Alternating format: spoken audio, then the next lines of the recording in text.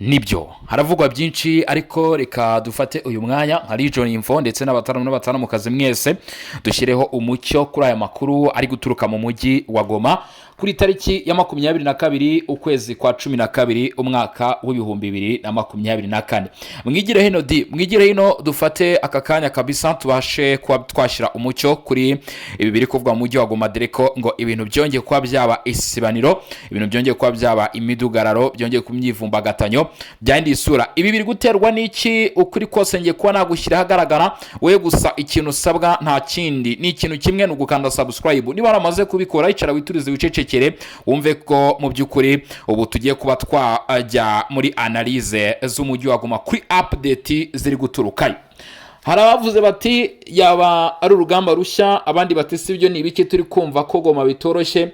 Rero niho mu byukuri ngiye kuba natera agatebe, niho ngiye kuba nakwerekeza izi mikoro dusesengure terebe uko byifashe. Ibitangazamakuru bigiye bitandukanye byagiye byandika kuri izi nkuru ziri kuvugwa mu mujyi wa Goma, ariko byatumye nanjye mfata uyu mwanya navuga nti reka mbaze bamwe mu bantu bariyo, baze bamwe mu bataramu bahereye muri bice bambwire uko byifashe. Ababashe kwa mu byukuri baboneka twandikirana bambwiye bati Bosco Mutaramu hano mu mujyi wa Goma abo mu mutwe wa 23 barimo kuduhatira kujya mu myigaragambyo, ndetse kandi bashyizeho uburyo bw'ubuntu. Transport cost ntayiriho, ni zero transport cost rwose, igiciro n'ubuntu kugera hariya muri stade ukabasha kuba mu byukuri wakwitabira iyi myigaragambyo, akaba ari imyigaragambyo kwamagana guverinoma. Ariko ibi byose abaturage bakaba bavuze bati M23 ihengereye icunze ruri gato, tuyiri bubi tugiye kwa twatangira kuyamagana, bahita bategura iyi myigaragambyo y'ingufu. Guverinoma y'Kinshasa iravuga iki kuri ibi bintu?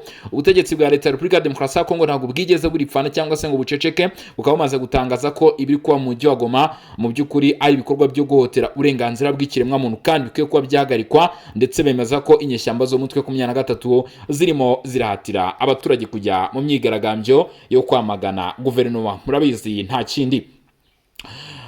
Amakuru rero aravuga ko kugeza uyu munsi inyeshyamba zo mutwe 23 nyuma yo kwicara bakareba bagashungura bakabona yuko amahanga arimo arabashyiraho igitutu, nyuma yo kwicara bakabona ko abaturage vuba bidatinze mu mujyi wa Goma kimwe mu bice bifuje kuva kera kwigarura bakaba barimo biza kuba bitoroshye, bagize batya baravuga bati kama mbaya reka dutegure iki kintu kimeze gutya. Ni deba itoroshye cyane M23 yateguye, ariko mbere gato yuko dukomeza reka mbwire ko muri aya makuru mufite n'amakuru ajyanye n'imirwano muri teritwari ya Karemura Kivu y'Amajyepfo. Ndaza kubwira ibyo FARDC ikoreye umutwe wa 23 nabyo ndaza kuba nabikuganiraho, ariko reka twikomereze n'ibi biri guturuka mu mujyi wa Goma.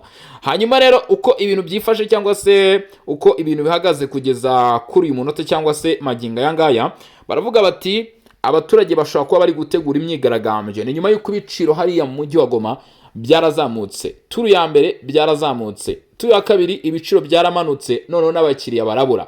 Uti kubera iki? Umuturage nta mikoro afite, banki zarafunze, ntago banki zishobora gukorera mu bice biri kugenzurwa n'inyeshyamba. Hejuru y'ibyo kandi si ibyo gusa, nkuko tubikesha ibiro ntaramakuru bya Kroni cyangwa se by'umuryango w'abibumbye Radio Okapi, baravuga ko kugeza kuri ubu ngubu mu byukuri abaturage badafite aho gukura ubushobozi, ndetse bahangayikishijwe nuko bari buramuke. Ibi byose bigatuma abacuruzi nabo bavuga bati turacuruza yego nibyo, atari ko ibintu ntabwo birimo biragenda. Kinshasa yivuye inyuma iravuga iti twebwe ibikorwa nk'ibi ngibi ntabwo tuza kubireka bikomeza kuba mu mujyi wa Goma, ati turaza kuba mu byukuri twabyinjiramo. Reka duhere ubundi ibi byatangiye gute cyangwa se byagenze gute kugira ngo tube turi kuvuga gutya, tube turimo tuvuga aya magambo yose. Ibi byose byaba birimo biraturuka ku munsi w'ejo nibwo igitangazamakuru gikora ku butaka bw'Uburasirazuba bwa Kongo cyamuritse inkuru bitaramenyekana cyane, bavuga yuko abaturage ngo baba barimo bahatirwa kwitegura kuza kujya mu myigaragambyo. Ubwo byari ku cyumweru tariki 21, abaturage rero basabwaga ko kuri tariki ya 22 bagomba kuba babukereye bose bari muri iyi myigaragambyo, nk'uko byavuzwe n'umwe mu bapolisi bagaragaye muri video yaje gukomeza icaracara ku mbuga nkoranyambaga. Rwose abagize uyu mutwe bivuga ko bari barimo babishishikariza abaturage. Uyu rero akaba ari umwe mu bapolisi bakora umutwe wa 23 rero akaba yagendaga mu by'ukuri bivuga muri video yagaragaye ifite amasegonda agera hafi kuri 27. Mu by'ukuri ni muza kutubwira muri comment bati izo video muzidushyirire muri group yacu ya WhatsApp kwa maze kunyarukiramo turaza kuzirungikamo muze kuvuga muri comment. Ni wagaragaza rero ko imyiteguro y'imyigaragambyo arimo irategurwa, hari hasigaye amasaha makeya nkuko rero byakomeje kugenda bigaragara. Indi video yakurikiyeho ndimo ndavuga ibyasakaye ku mbuga nkoranyambaga yaje kugaragara rero igaragaza umwe mu baturage agaragaza mu by'ukuri amashusho y'uko byari byaramutse ku isaha y'isambiri mu mujyi wa Goma mu masaha 2 za mu gitondo uko byari byifashe nkuko mu byumva rero byari mu gitondo kare ubwo ibintu byose bigiye gutangira. Nibwo rero abashoferi mu by'ukuri batwara ibizwi nka taxi mu by'ukuri bagize batya bagaragara ari benshi bagenda bakata mu makariti yagiye atandukanye mu duce tugiye dutandukanye mu nzira zose zishoboka. Biravuga ko abashoferi batigeze mu by'ukuri bagiye ku bushake ahubwo ngo baba bahatiwe kujya gutwara abaturage kugira ngo bajye kwitabira imyigaragambyo kuri stade ahangaha rwose mu mujyi wa Goma nkuko bivugwa n'umuturage tuyawita Kajedi mu karere ka Karisimbi cya secteur Karisimbi ngo mu by'ukuri byavuzwe ko ngo hari abantu bagendaga inzu ku yindi basaba abantu kujya kwitabira imyigaragambyo ndetse bari kumwe n'izi modoka zari ziteguye kuba zabatwara. Abashoferi bazo nabo ngo nago bigeze mu by'ukuri bakora iki gikorwa kubw'ubushake bwo nibyashyizwemo umuhate n'umutwe wa M23 ngo kandi icyitonderwa umuntu ngo ugomba kuba mu by'ukuri atari bugaragare muri imyigaragambyo yagomba kuba yafungwa. Aha byari ku isaha y'isambiri za mu gitondo muri video mu by'ukuri yari irimo ifatwa n'umuturage wari aho bita Kajede mu mujyi wa Goma agaragaza uko ibintu byarimo bigenda gake gake. Dukomeze tuzamuke kugeza muri aya masaha turebe uko noneho byifashe situation imezite nihe biri kwerekeza nihe mu by'ukuri ibintu birimo bigana cyangwa se nihe byaba bigeze. Yaba ubutegetsi bwabimenye mu baturage byamenyekanye igikorwa cyo cyakozwe nanone ku rundi ruhande biragenda bite cyangwa se bihagaze bite. Goma ubwoba bukomeye cyane mu baturage nyuma yuko kugeza uyu munsi bivuga ko abaturage bajyanwe mu gahato mu myigaragambyo muri mujyi wa Goma mu rwa mukuru na Kivu y'Amajyaruguru umujyi w'igaro n'inyeshyamba z'umutwe wa 23 kuva mu kwezi kwa kuva mu mpera z'ukwezi kwa mbere kugeza uyu munsi hakaba hari kurangwa umwuka mubi hagati y'inyeshyamba n'abaturage waranzwe n'ubwoba ndetse n'ihungabana ry'umujyi mu gihe hari hatangajwe imyigaragambyo yo gushyigikira umutwe w'inyeshyamba za 23 ndetse no kwamagana ko uyu mutwe ngo wava muri Uvira. Inkuru nyinshi zikaba zivuga ko ibi bikorwa byashyizweho ku baturage ku gahato ndetse kandi bikaba bivuga ko ngo birimo birahuzwa n'imyigaragambyo yakozwe ubwo M23 yari maze gutangaza ko igiye kuva muri Uvira. Ibi ngo akaba imwe muri systeme umutwe wa 23 waba urimo urakoresha mw'abantu mwe. Izo nyeshyamba rero bikaba biri kuvugwa ko ngo zari zateguye imyigaragambyo zibwira abaturage ati mugende muvuge ko mudashaka ko tuva muri Uvira. Mu video yasakaye ku mbuga nkoranyambaga rero umwe mu baturage bo mu mujyi wa Goma nanone arimo aratanga ubuhamya bukora ku mutima rwose n'agahinda gakomeye cyane agaragaza uko bimeze abivuga rwose n'amarangamutima menshi. Ni abaturage rwose bagenda bagaragaza agahinda kabo avuga bati nubwo nafatwa nk'ingwate sinshobora gushima umuntu wishe abavandimwe banjye. Atangaza ati yamagana ibintu avuga ko aragato gadakwiriye kari gukorwa hano mu mujyi wa Goma rero ati nago nshobora kuba nge najya mu myigaragambyo. Ni video rero imara igihe kigera ku munota nkuko imutangahanya abivuga ibikorwa by'ukungu byahagaze mu buryo butunguranye kuva amasaha ya kare mu gitondo ku isaha y'isambiri M23 yari yahagaritse ikintu cyose hano mu mujyi wa Goma. Iyi video yo mu by'ukuri kuko yamenyekanye mu masaha y'ijyaho imbere gato ndagira ngo tuze kwishyira muri groupe yacu ya WhatsApp ya Songa Mbere uraza kuyisangamo wimvire ibyo uyu muturage yavugaga agaragaza ko ibikorwa by'ubucuruzi ibikorwa bigiye bitandukanye ubuzima bwa buri munsi cyangwa se umunsi ku wundi byahagaritswe kugira ngo imyigaragambyo ibashe kuba yabaho. Nkuko uyu muturage cyangwa se umutangabuhamya abivuga ati ibikorwa by'ubukungu byahagaze mu buryo butunguranye kuva mu masaha ya kare mu gitondo. Ati inzugi zose zirafunze twese turibwira ko tugomba kujya kuri stade M23 mu by'ukuri dusaba ko iguma muri Uvira ngo amaduka yafunzwe by'agateganyo kuva ku isaha 8 za mu gitondo rwose ngo ibikorwa byari bifunze. Umuntu wese ngo ntago yarategetswe kudafungura umuryango we uwagombaga gukora iryo kosa akabirengaho ngo azahura n'ibihano bikomeye. Na moto cyangwa imodoka ngo byari birimo bitwara abantu mu mihanda nk'uko yabitangaje nk'ibisanzwe, ndetse akaba mu by'ukuri yagaragaje umujyi uburyo wari wuzuyemo irungu, cyane cyane hafi ya sitasiyo ya lisansi ya Nieto nk'uko yabivuze. Uyu mugabo rero yashimangiye itandukanye hagati y'ishusho yagaragajwe mu by'ukuri n'abateguye urugendo rw'imyigaragambyo nyayo y'igice cy'abaturage. Yakomeje agira ati mu by'ukuri ntitubikunda, turapfa buri munsi, abantu baricwa, none barashaka ko duhatira kugenda tubashimira. Turi mu bihe bikomeye, ntidushaka ko batwigarurira. Ku ruhande rwabo inyeshyamba za M23 zivuga ko imyigaragambyo ngo ari igikorwa cy'abaturage batuye mu turere dutandukanye tugenzurwa n'umutwe wa 23 bishimiye ibikorwa by'ingizi nyeshyamba nk'uko babivuga. Ngo abaturage barashaka kugaragaza ko bashyigikiye uyu mutwe kandi bamagana ko ushobora kuva mu mujyi wa Uvira, cyane cyane rwose Uvira. Ibi ngo ni ibitangazwa n'inyeshyamba za 23 ku ruhande rwazo. Kinshasa ni ibikorwa bitakiriwe neza na guverinoma ya Repubulika ya Demokarasi ya Kongo, ikavuga ko iki ari igikorwa cyateguye, igikorwa ku gahato. Mu itangazo ryashyizwe ahagaragara, umuvugizi wa guverinoma Patrick Muyaya yamaganye icyo yise gukoresha nabi abarengana, ahagira ati guhatira abaturage bababaye kwitabira imyigaragambyo y'abarengana ntabwo bizahindura ishusho yababaje kandi izwi ku isi yose y'abarengana ndetse n'abanyabyaha bafitanye isano na se u Rwanda ndetse n'umuhungu M23.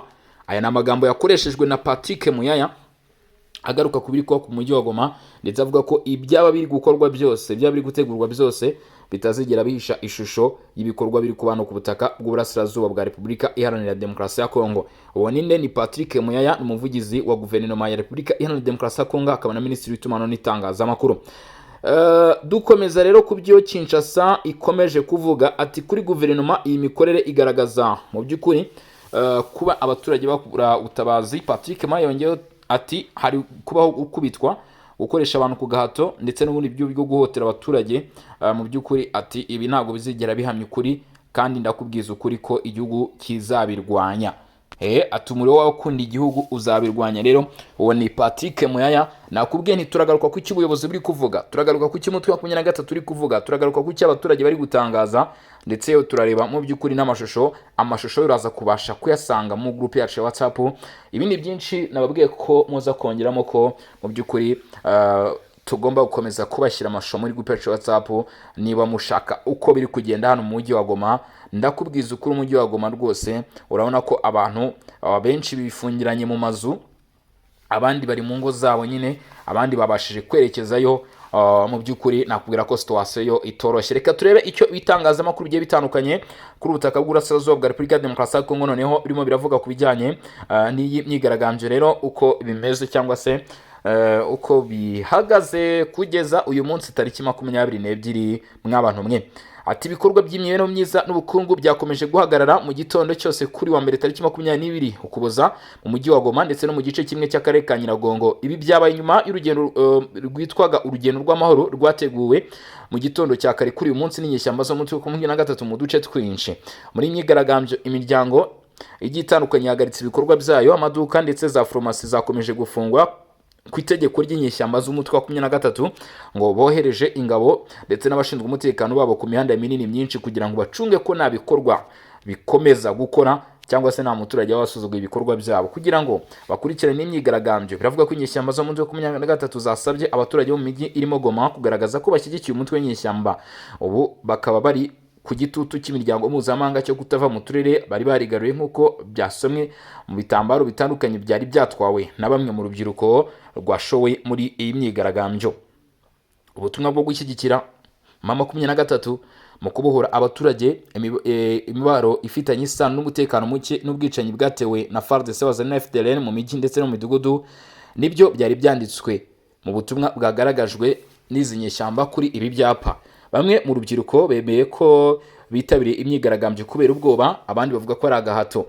Imyigaragambyo mwumva irimo iratungurana mu mujyi wa Goma yabaye mu gihe umutwe wa 23 uri ku gitutu cy'imiryango mpuzamahanga aho bakomeje gushyira igitutu kuri uyu mutwe ngo uve mu bice bigiye bitandukanye mu ntara Kivu y'Amajyepfo na Kivu y'Amajyaruguru hano ku butaka bw'Uburasirazuba bwa Repubulika ya Demokarasi ya Kongo mu turere nyine bagiye bigarurira M23 rero ikaba mu by'ukuri ngo yaba yateguye imyigaragambyo kugira ngo igaragaze ko abaturage bishimiye ko uyu mutwe wakomeza kuguma muri utu turere. Ibi rero mu by'ukuri bikaba byamenyekanye kuri uyu munsi, ariko ntago mu by'ukuri biri kugaragazwa nk'ukuri, aho byakomeje kuvugwa ko cyangwa se kugaragazwa ko ari ibyateguwe n'izi nyeshyamba. Guverinoma ya Repubulika ya Demokarasi ya Kongo binyuze ku muvugizi wayo hari icyo yavuze kuri imyigaragambyo yakozwe ku gahato mu turere twigaruriwe n'inyeshyamba z'umutwe wa 23 nk'uko bivugwa cyane cyane mu mujyi wa Goma. Mu butumwa yanditse ku rubuga rwa X, umuvugizi wa leta yamaganye icyo yise kugaragaza gusana isura y'umutwe witwaje intwaro ushinjwa ibikorwa bikomeye byo guhotera abaturage. Nk'uko abivuga ati ibi ni ibikorwa byo guhatira abahoteye kwitaba imyigaragambyo y'abagizi ba nabi, ntabwo bizahindura ishusho ibabaje kandi izwi ku isi yose y'icarubozo ry'ubugizi bwa nabi. Iri tangazo rije nyuma y'amakuru avuga ko abaturage bakizweho igitutu cyo kubahatira kwitabira urugendo rwitwa rwo gushyigikira M23. Patrick Moyaya aremeza ko uburyo imitwe yitwaje intwaro ikoresha abaturage mu turere twigaruwe bishingiye ku rugomo n'iterabwoba. Akomeza agira ati ibiboko, imirimo y'agahato n'ubundi buryo bwo guhotera aba barwanya ntibizigera bizimya umuriro wo kurwanya kugukunda igihugu ugurumana mu mitima y'abaturage bacu mu turere twigaruriwe. Aravuga ko inyeshyamba z'umutwe wa 23 ngo zaba ziri gukoresha ibikorwa by'ukuri by'agahato kugira ngo batume abaturage bajya kugaragaza ko babashyigikiye, ngo ariko abaturage bakaba bafite umuhate n'ishyaka byo gukomeza kwerekana ko bakunda igihugu. Ati kuri guverinoma ni ingamba zigaragaza ko nta nkunga yo gushyigikira abaturage kuri umutwe ihari. Umuvugizi wa guverinoma ya Kongo akomeza agira ati uku gukomeza gukora amakosa bigaragaza neza ko abayobora badafite inyungu nyinshi imbere yo gushimangira ko nta nkunga ishobora kuboneka binyuze ku gahato.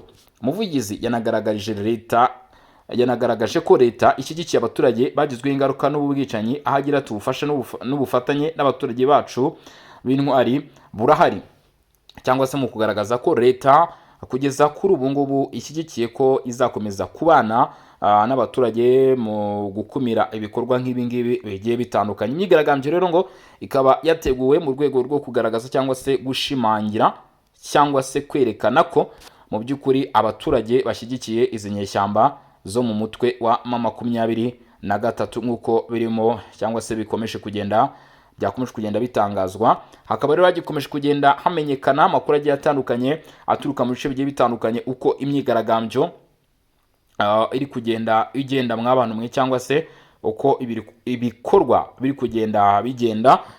M23 irasabwa kuva muri Uvira, ariko kandi nanone yanze kuhava cyangwa se yarinangiye.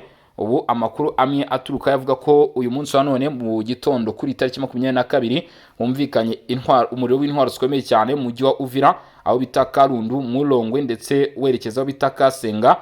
Tugendeye ku makuru aturuka muri bice avuga ko Wazalendo aribo batatse imyanya y'umutwe wa 23 umutwe winjiye muri uyu mujyi wa Uvira. Wazalendo bakaba ngo babikoze mu gushimangira ndetse no kugaragaza ko bataza gukomeza mu by'ukuri kureberera. Andi makuru akavuga ko kugeza uyu munsi Sukhoi 25 ndetse na Sukhoi 35 z'igisirikare cya leta ya Kongo FARDC kuri wa mbere tariki 22 mu by'ukuri baje gukora ibikorwa byo gukumira ndetse no gusubiza inyuma inyeshyamba z'umutwe wa 23 bita Makobora, ndetse bikaba bivuga ko ngo vuba bidatinze ibi bitero mu by'ukuri byakozwe ahangaha ibyavuye mu biza kuba mu by'ukuri byivugira. Ndakubwiza ukuri ngo aho bita Makobora Wazalendo ikaba ikomeje gutana mu mitwe na M23 ndetse na FARDC. Ni mu gihe aho bitangarura bangwe muri imidugudu naho ngo bitoroshye cyane, abarimo igisirikare cya leta ya Kongo FARDC bakomeje gukora ibikorwa bikarishye byo guhangana cyangwa se byo gusubiza inyuma inyeshyamba z'umutwe wa M23 muri teritwari ya Karehe. Biravuga ko hari imirwano ngiye kumvikana muri ibi bice, ndetse hari amakuru aturukayo akaba avuga ko imidugudu igera hafi ku 8 ngo yaba yafashwe n'abarimo Wazalendo ndetse na FARDC. Imirwano yagaragaye muri ibi bice ikaba ishobora gushyira mu by'ukuri igitutu ku mujyi wa Bukavu ku baturage baho, dore ko bamaze iminsi bafite ubwoba kuko noneho imirwano ishobora kubura mu bice by'inkengero zaho, ndetse no muri teritwari ya Kabare n'ahandi mu bice bigiye bitandukanye bishobora kuba byaba mu by'ukuri iby'umuriro ukomeye cyane kandi utazima. Ibi byose rero akaba ari bikomeje kugenda bivugwa, akaba ari bikomeje kugenda bigaragara birangwa hano ku butaka bw'uburasirazuba bwa Repubulika Iharanira Demokarasi ya Kongo. Uri kumwe nanjye Bosco Mutaramu cyane, nakubwiye ko iyi ni Region Info, aho dukurikirana akantu ku kandi ku bikomeje kugenda bivugwa, ku bikomeje kugenda biba ku butaka bwa Repubulika ya Demokarasi ya Kongo, tukurikirana rero ibijyanye n'imirwano. Hanyuma rero mu by'ukuri reka mbashimire cyane, mbabwire ni mwakoze kudukurikirana, mwakoze kubana natwe. Ubwo rero turaza mu by'ukuri kuza no mu yandi makuru tureba uko birabyifashe. Gusa kimwe mu bintu bikomeje kugenda bitungurana mu myigaragambyo iri kugenda ikorwa, nk'uko ndimo mu by'ukuri ngenda nkurikirana ibijyanye n'amafoto ari guturuka ahangaha, ni ibyapa bifitwe n'abarwanyi b'umutwe wa Plutôt n'abaturage baje kwitabira iyi myigaragambyo y'umutwe wa 23. Mu by'ukuri hari abagaragaje ko ngo u Rwanda mu by'ukuri rwaba ruri kwica abaturage. Ibi kandi mu by'ukuri sinzi niba abo muri izi nyeshyamba babashije kubibona, ariko bikaba byagaragaye muri amwe mu mafoto ndetse n'amashusho cyangwa se n'ibyapa byanditswe n'abaturage muri iyi mijyi ya Goma mu myigaragambyo habaye, nk'uko update ku bijyanye n'amakuru ziri kugenda zimenyekana. Reka rero mbashimire, babwire ntimwakoze cyane kudukurikirana, mwakoze cyane kubana natwe. Turaza kugaruka amasaha ari imbere aho tuza kuba tureba n'ibindi babigezweho. Ngira ni ciao ciao, hasta la vista.